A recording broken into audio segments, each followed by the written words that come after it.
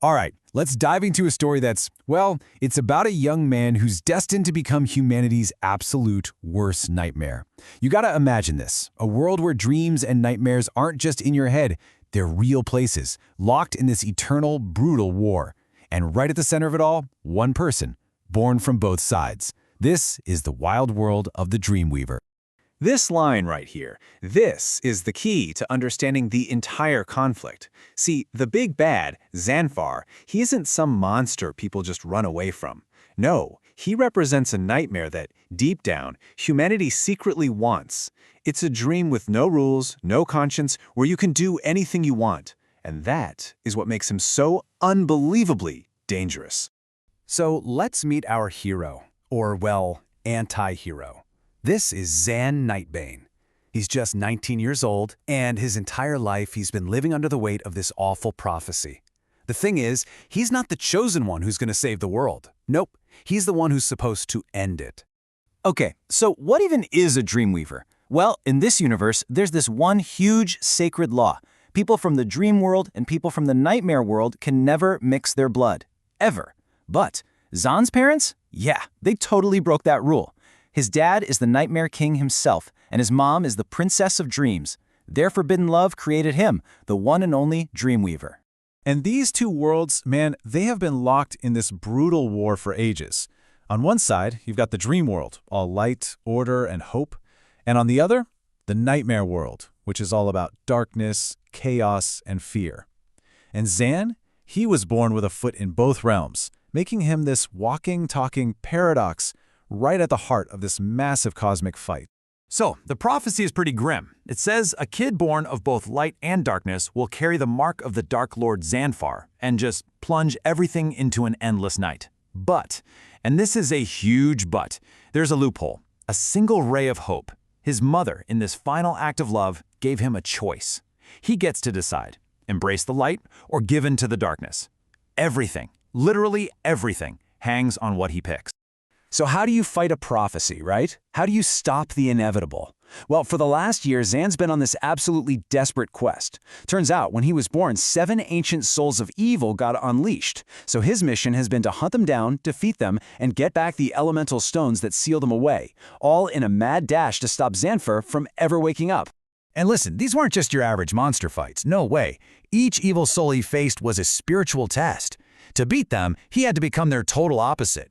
So he had to find courage to be cowardice and trust to beat despair. He even took down Chaos, a being who literally split time just to mess with his love for Ayumi. So every single victory wasn't just one step closer to stopping the end of the world. It was Xan learning the very things he'd need to face it. But look, this story isn't just about epic quests and fighting monsters. Not at all. The real battle is the one happening inside Xan's own head and his heart.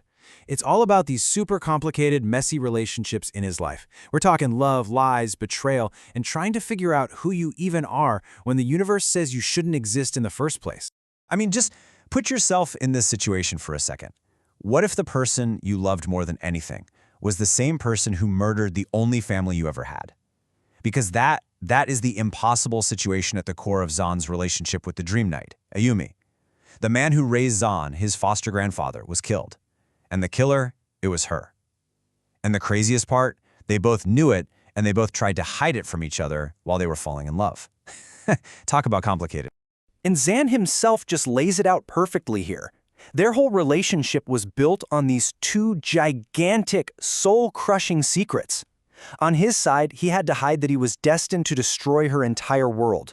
And on her side, she had to hide that she'd already destroyed his. I mean, the sheer emotional weight of that is just staggering. But you know, for all the doom and gloom, the story has these absolutely brilliant moments of humor and deep philosophy, especially between Xan and his dad, the Nightmare King. This little back and forth about poaching is not just a funny line, it tells you so much about their relationship and about the king's brutal, pragmatic worldview.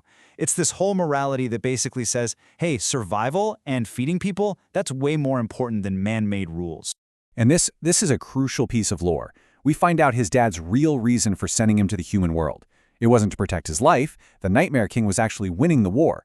No, he sent Xan away to protect his identity. He wanted to give his son a chance to grow up as a normal person away from the prophecy, so that when the moment of truth finally came, the choice would truly be his.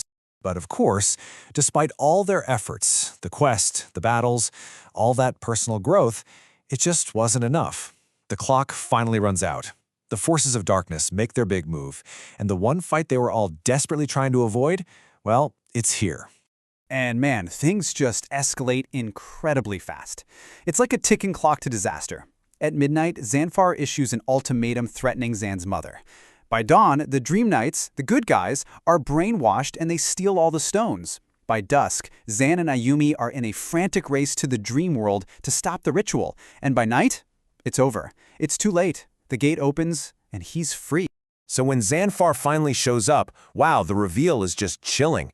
He looks exactly like Zan, a perfect copy, but inverted, like a photographic negative. Where Zan's hair is white, Xanfar's is black. Where Zan's eyes are mercury, Xanfar's are blood red. He is literally Zan's dark destiny, standing right there in the flesh. And Xanfar immediately, and I mean immediately, shows just how terrifyingly powerful he is. The guy who helped free him, the Chancellor, asks for his reward, and Xanfar just casually absorbs his soul. Doesn't even blink. He just dismisses him as a former fragment. It's this insane display of absolute effortless power and cruelty. So the first big fight begins, and it ends in a single second. I'm not kidding. In one move, Xanfar takes down Zan, Ayumi, the Dream King, and the Nightmare King. All of them. He just crushes the most powerful beings from both worlds like they're nothing. Right then and there, it becomes crystal clear. A physical fight is impossible. It's not even a contest. Xanfar is just on a completely different level. So the heroes have to pivot.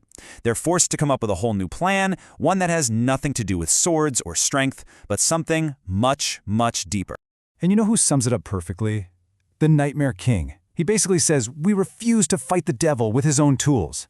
They realize that trying to beat this thing with more war, more rage, more hatred, it's just going to get them all killed. It's like pouring gasoline on a fire. They need a totally different kind of weapon. And that brings us to the true final showdown. This isn't a fistfight anymore. It's a battle of pure spirit.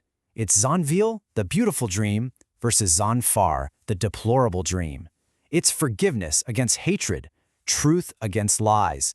And all those virtues Zan had to learn and master on his journey, they're now the only weapons they have left against the pure evil Xanfar represents.